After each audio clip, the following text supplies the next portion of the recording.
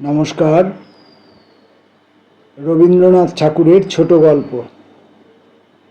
আজকের গল্পটির নাম যজ্ঞেশ্বরের যজ্ঞ। একসময় যজ্ঞেশ্বরের অবস্থা ভালোই ছিল। এখন প্রাচীন ভাঙা কোঠা বাড়িটাকে সাপ, ব্যাঙ, বাদুড়ের হস্তে সমর্পণ করিয়া ঘরে ঘরে ভগবদ্গীতা লইয়া কাল যাপন করিতেছেন।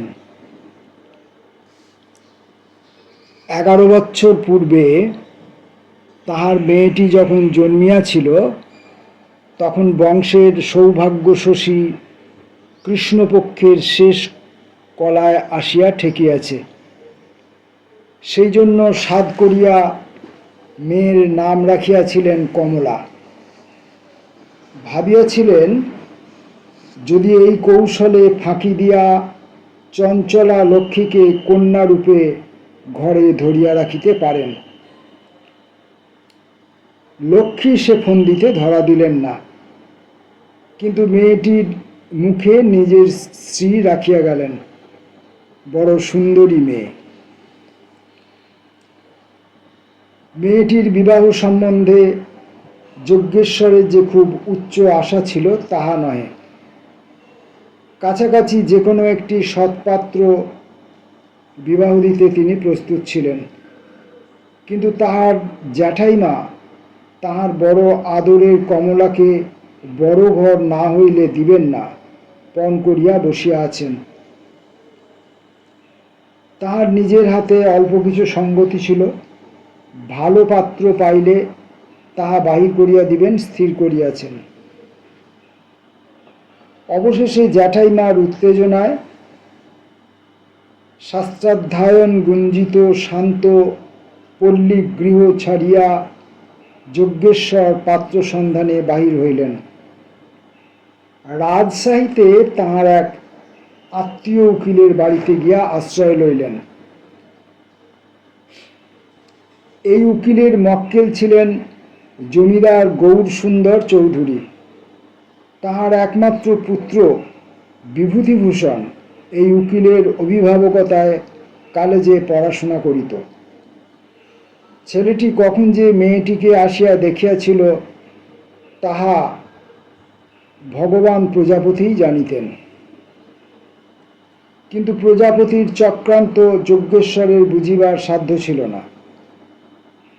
তাই বিভূতি সম্বন্ধে তাঁর মনে কোনো প্রকার দুরাশা স্থান পায় নাই। নিরীহ যজ্ঞেশ্বরের অল্প আশা, অল্প সাহস, বিভূতির মতো ছেলে যে তাহার জামাই হইতে পারে এ তাহার সম্ভব বলিয়া বোধ হইল না। উকিলের যত্নে একটি চলনসই পাত্রের সন্ধান পাওয়া গেছে। তাহার বুদ্ধিশুদ্ধি না থাক বিষয় আশয় আছে। পাশ একটিও দেয় নাই বটে, কিন্তু কালেক্টরিতে ৩,২৭৫ টাকা খাজনা দিয়া থাকে। পাত্রের দল একদিন আসিয়া মেয়েটিকে পছন্দ করিয়া ক্ষীরের ছাঁচ, নারিকেলের মিষ্টান্ন ও নাটোরের কাঁচাগোল্লা খাইয়া গেল। বিভূতি তাহার অনতিকাল পরে আসিয়া খবর শুনিলেন। যজ্ঞেশ্বর মনের আনন্দে তাহাকেও কাঁচাগোল্লা খাওয়াইতে উদ্যত হইলেন, কিন্তু ক্ষুধার অত্যন্ত অভাব জানাইয়া বিভূতি কিছু খাইল না, কাহারও সহিত ভালো করিয়া কথাই বলিল না, বাড়ি চলিয়া গেল। সেই দিনই সন্ধ্যাবেলায় উকিলবাবু বিভূতির কাছ হইতে এক পত্র পাইলেন। মর্মটা এই, যজ্ঞেশ্বরের কন্যাকে তাহার বড় পছন্দ এবং তাহাকে সে বিবাহ করিতে উৎসুক। উকিল ভাবিলেন, এ তো বড় বিষম মুশকিলে পড়িলাম। গৌরসুন্দরবাবু ভাবিবেন, আমি আমার আত্মীয় কন্যার সহিত তাহার ছেলের বিবাহের চক্রান্ত করিতেছি। অত্যন্ত ব্যস্ত হইয়া তিনি যজ্ঞেশ্বরকে দেশে পাঠাইলেন এবং পূর্বোক্ত পাত্রটির সহিত বিবাহের দিন যথাসম্ভব নিকটবর্তী করিয়া দিলেন। বিভূতিকে ডাকিয়া, অভিভাবক মহাশয়, পড়াশোনা ছাড়া আর কোনো দিকে মন বিশেষ করিয়া দিতে নিষেধ করিয়া দিলেন। শুনিয়ার আগে বিভূতির জেদ 4 গুণ বাড়িয়া গেল। বিবাহের আয়োজন উদ্যোগ চলিতেছে, এমন সময় একদিন যজ্ঞেশ্বর খোড়ো ঘরে বিভূতিভূষণ স্বয়ং আসিয়া উপস্থিত। যজ্ঞেশ্বর ব্যস্ত হইয়া কহিলেন, এসো বাবা এসো। কিন্তু কোথায় বসাইবেন, কি খাওয়াইবেন, কিছুই ভাবিয়া পাইলেন না। এখানে নাটোরে কাঁচাগোল্লা কোথায়? বিভূতিভূষণ যখন স্নানের পূর্বে রোয়াকে বসিয়া তেল মাখিতেছেন, তখন জ্যাঠাইমা তাহার রজতগিরিনিভ গৌরপুষ্ট দেহটি দেখিয়া মুগ্ধ হইলেন। যজ্ঞেশ্বরকে ডাকিয়া কহিলেন, এই ছেলেটির সঙ্গে আমার কমলের বিবাহ হয় নাকি? ভীরু যজ্ঞেশ্বর বিস্ফারিত নেত্রে কহিলেন, সে কি হয়? জ্যাঠাইমা কহিলেন, কেন হইবে না, চেষ্টা করিলেই হয়। এই বলিয়া তিনি বাথান পাড়ার গোয়ালাদের ঘর হইতে ভালো ছানা ও ক্ষীর আনাইয়া বিবিধ আকার ও আয়তনের মোদক নির্মাণে প্রবৃত্ত হইলেন। স্নানাহারের পর বিভূতিভূষণ সলজ্জে সসংকোচে নিজের বিবাহের প্রস্তাব উত্থাপন করিলেন। যজ্ঞেশ্বর আনন্দে ব্যাকুল হইয়া জ্যাঠাইমাকে সুসংবাদ দিলেন। জ্যাঠাইমা শান্ত মুখে কহিলেন, তা বেশ হয়েছে বাবু, কিন্তু তুমি একটু ঠান্ডা হও। তাহার পক্ষে এটা কিছুই আশাতীত হয় নাই। যদি কমলার জন্য এক এক দিক হইতে কাবুলের আমির ও অন্য দিক হইতে চীনের সম্রাট তাহার দ্বারস্থ হইত, তিনি আশ্চর্য হইতেন না। ক্ষীণাশ্বাস যজ্ঞেশ্বর বিভূতিভূষণের হাত ধরিয়া বলিতে লাগিলেন, দেখো বাবা, আমার সকল দিক যেন নষ্ট না হয়। বিবাহের প্রস্তাব পাকা করিয়া বিভূতিভূষণ তাহার বাপের কাছে আসিয়া উপস্থিত হইলেন। গৌরসুন্দর নিজে নিরক্ষর ছিলেন বলিয়া শিক্ষিত ছেলেটিকে মনে মনে বিশেষ খাতির করিতেন। তাহার কোনো আচরণে বা মতে পাছে তাহার ছেলের কাছে সুশিক্ষা বা শিষ্টতার অভাব ধরা পড়ে, এই সংকোচ তিনি দূর করিতে পারিতেন না। তাহার একমাত্র প্রাণাধিক পুত্র যেন বাপকে মনে মনে ধিক্কার না দেয়, যেন অশিক্ষিত বাপের জন্য তাহাকে লজ্জিত না হইতে হয়, এই চেষ্টা তাহার সর্বদা ছিল। কিন্তু তবু যখন শুনিলেন বিভূতি দরিদ্র কন্যাকে বিবাহ করিতে উদ্যত, তখন প্রথমটা রাগ প্রকাশ করিয়া উঠিলেন। বিভূতি নতশিরে চুপ করিয়া রহিল। তখন গৌরসুন্দর কিঞ্চিৎ শান্ত হইয়া নিজেকে সংশোধন করিয়া লইয়া কহিলেন, আমি কি পণের লোভে তোমাকে বিবাহ করিতে বলিতেছি? তা মনে করিও না। নিজের ছেলেকে লইয়া বেহায়ের সঙ্গে দরদস্তুর করিতে বসিব, আমি তেমন ছোট লোক নই, কিন্তু বড় ঘরের মেয়ে চাই। বিভূতিভূষণ বুঝাইয়া দিলেন, যজ্ঞেশ্বর সম্ভ্রান্ত বংশীয়, সম্প্রতি গরিব হইয়াছে। গৌরসুন্দর দায় পড়িয়া মত দিলেন, কিন্তু মনে মনে যজ্ঞেশ্বরের প্রতি অত্যন্ত রাগ করিলেন। তখন দুই পক্ষে কথাবার্তা চলিতে লাগিল। আর সব ঠিক হইল, কিন্তু বিবাহ হইবে কোথায় তাহা লইয়া কিছুতেই নিষ্পত্তি হয় না। গৌরসুন্দর এক ছেলের বিবাহের ধুমধাম করিতে চান, কিন্তু বুড়া শিবতলার সেই খোড়ো ঘরে সমস্ত ধুমধাম ব্যর্থ হইয়া যাইবে। তিনি জেদ করিলেন, তাহারই বাড়িতে বিবাহ সভা হইবে। শুনিয়া মাতৃহীনা কন্যার দিদিমা কান্না জুড়িয়া দিলেন। তাহাদেরও তো একসময় সুদিন ছিল, আজ লক্ষ্মী বিমুখ হইয়াছেন বলিয়া কি সমস্ত সাত জলাঞ্জলি দিতে হইবে? পিতৃপুরুষের মান বজায় থাকিবে না? সে হইবে না। আমাদের ঘর খোড়ো হউক আর যাহাই হউক, এখানেই বিবাহ দিতে হইবে। নিরীহ প্রকৃতির যজ্ঞেশ্বর অত্যন্ত দ্বিধায় পড়িয়া গেলেন। অবশেষে বিভূতিভূষণের চেষ্টায় কন্যাগৃহেই বিবাহ স্থির হইল। ইহাতে গৌরসুন্দর এবং তাহার দলবল কন্যাকর্তার উপর আরও চটিয়া গেলেন। সকলেই স্থির করিলেন স্পর্ধিত দরিদ্রকে অপদস্থ করিতে হইবে। বরযাত্রা যাহা জোটানো হইল তাহা পল্টন বিশেষ। এ সম্বন্ধে গৌরসুন্দর ছেলের কোনো পরামর্শ লইলেন না। বৈশাখ মাসে বিবাহের দিন স্থির হইল। যজ্ঞেশ্বর তাহার স্বল্পাবশিষ্ট যথাসর্বস্ব পণ করিয়া আয়োজন করিয়াছে।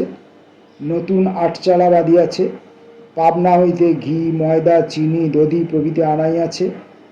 জ্যাঠাইমা তাহার যে গোপন পুঁজির বলে স্বগৃহেই বিবাহ প্রস্তাবে জেদ করিয়াছিলেন, তাহার প্রায় শেষ পয়সাটি পর্যন্ত বাহির করিয়া দিয়াছেন।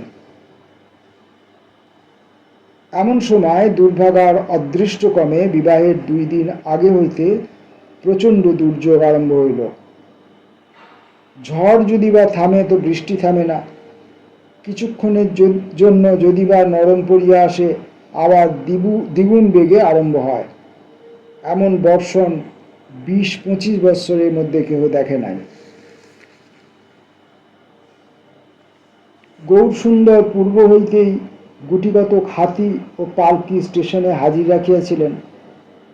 আশেপাশের গ্রাম হইতে যজ্ঞেশ্বর ছইওয়ালা গরুর গাড়ির জোগাড় করিতে লাগিলেন। দুর্দিনে গাড়োয়ানরা নড়িতে চায় না। হাতে পায়ে ধরিয়া দ্বিগুণ মূল্য কবুল করিয়া যজ্ঞেশ্বর তাহাদের রাজি করিলেন। বরযাত্রীর মধ্যে যাহাদিগকে গরুর গাড়িতে চড়িতে হইল, তাহারা চটিয়া আগুন হইল। গ্রামের পথে জল দাঁড়াইয়া গেছে। হাতির পা বসিয়া যায়। গাড়ির চাকা ঠেলিয়া তোলা দায় হইল। তখনও বৃষ্টির বিরাম নাই। বরযাত্রগণ ভিজিয়া কাদা মাখিয়া বিধি বিড়ম্বনায় প্রতিশোধ কন্যার উপর তুলিবে বলিয়া মনে মনে স্থির করিয়া রাখিল। হতভাগ্য যজ্ঞেশ্বরকে এই অসাময়িক বৃষ্টির জন্য জবাবদিহি করিতে হইবে। বর সদল বলে কন্যাকর্তার কুটিরে আসিয়া পৌঁছিলেন। অভাবনীয় লোক সমাগম দেখিয়া গৃহস্বামীর বুক দমিয়া গেল। ব্যাকুল যজ্ঞেশ্বর কাহাকে কোথায় বসাইবেন ভাবিয়া পান না। কপালে করাঘাত করিয়া কেবলই বলিতে থাকেন, বড় কষ্ট দিলাম, বড় কষ্ট দিলাম। যে আটচালা বানাইয়াছিলেন তাহার চারিদিক হইতে জল পড়িতেছে। বৈশাখ মাসে যে এমন শ্রাবণধারা বহিবে তাহা তিনি স্বপ্নেও আশঙ্কা করেন নাই। গণ্ডগ্রামের ভদ্র অভদ্র সমস্ত লোকই যজ্ঞেশ্বরকে সাহায্য করিতে উপস্থিত হইয়াছিল।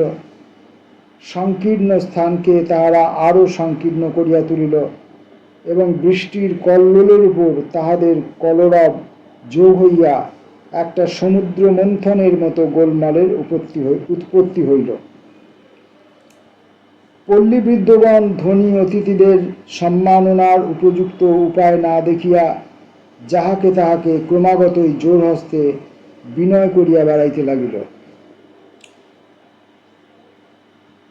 বরকে যখন অন্তঃপুরে লইয়া গেল, তখন ক্রুদ্ধ বরযাত্রী দল রব তুলিল, তাহাদের ক্ষুধা পাইয়াছে, আহার চাই।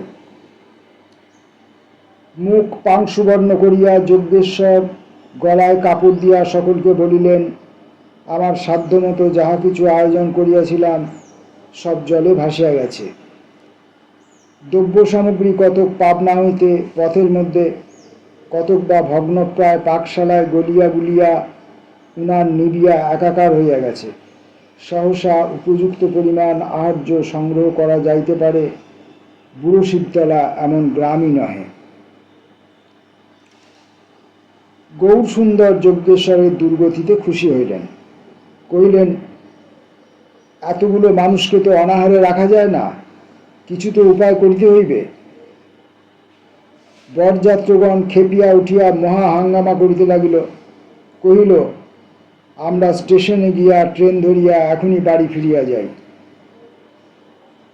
যজ্ঞেশ্বর হাত জোর করিয়া রইলেন। একেবারে উপোস নয়, শিবতলার ছানা বিখ্যাত।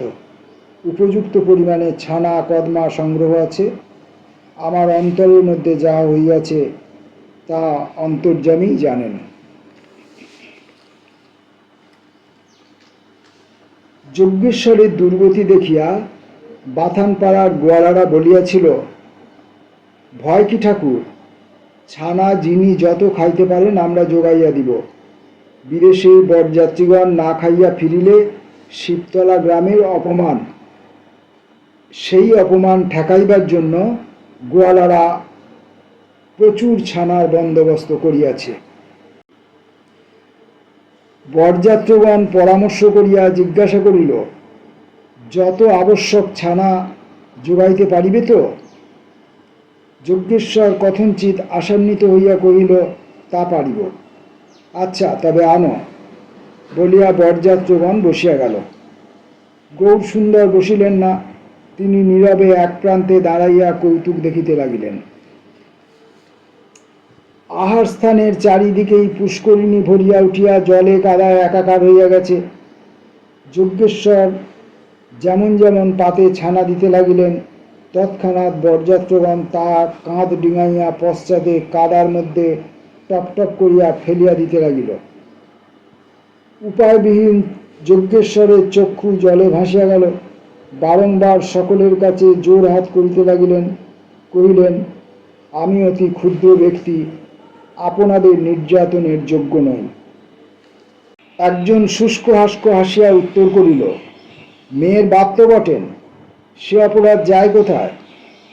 যজ্ঞেশ্বরের স্বগ্রামের বৃদ্ধগণ বারবার ধিক্কার করিয়া বলিতে লাগিল, তোমার যেমন অবস্থা সেই মতো ঘরে কন্যাদান করিলেই এই দুর্গতি ঘটিত না। এদিকে অন্তঃপুরে মেয়ের দিদিমা অকল্যাণ শঙ্কা সত্ত্বেও অশ্রু সংবরণ করিতে পারিলেন না। দেখিয়া মেয়ের চোখ দিয়া জল পড়িতে লাগিল।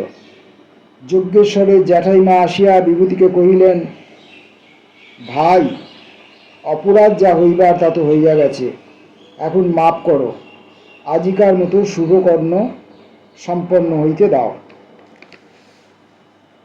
এদিকে ছানার অন্যায় অপব্যয় দেখিয়া গোয়ালার দল রাগিয়া হাঙ্গামা করিতে উদ্যত। পাছে বরযাত্রীদের সহিত তাহাদের একটা বিবাদ বাঁধিয়া যায়, এই আশঙ্কায় যজ্ঞেশ্বর তাহাদিগকে ঠান্ডা করিবার জন্য বহুতর চেষ্টা করিতে লাগিলেন।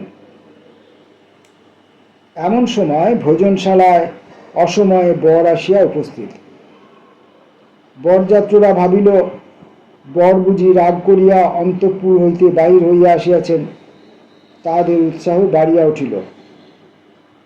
বিভূতি রুদ্ধকণ্ঠে কহিলেন, বাবা, আমাদের এ কিরকম ব্যবহার? বলিয়া একটা ছানার থালা স্বহস্তে লইয়া তিনি পরিবেশনে প্রবৃত্ত হইলেন। গোয়ালাদিগকে বলিলেন, তোমরা পশ্চাৎ দাঁড়াও, কাহারও ছানা যদি পাকে পড়ে তো সেগুলো আবার পাতে তুলিয়া দিতে হইবে। গৌরসুন্দরের মুখের দিকে চাহিয়া দুই একজন উঠিবে কিনা ইতস্তত করিতেছিল। বিভূতি কহিলেন, বাবা, তুমিও বসিয়া যাও, অনেক রাত হইয়াছে। গৌরসুন্দর বসিয়া গেলেন। ছানা যথাস্থানে পৌঁছিতে লাগিল।